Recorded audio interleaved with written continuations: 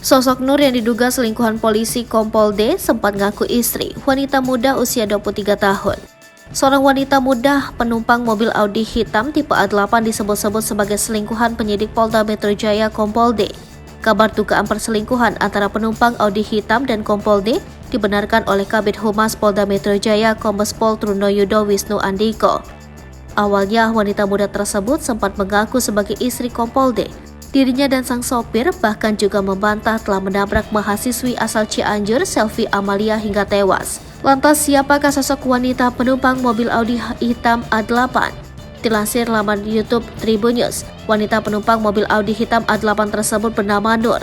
Dirinya merupakan wanita muda berusia 23 tahun.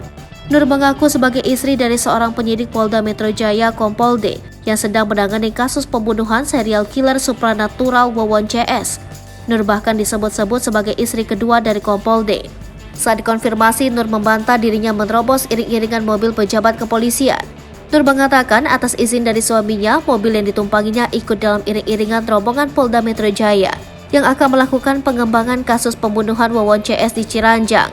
Saya teleponan sama suami saya kan, ikut ya, iya ikut, ya udah nggak apa-apa Bi, tutup jendelanya gitu kan. Ya udah, akhirnya saya ikut iring-iringan di belakang. Atas izin suami saya.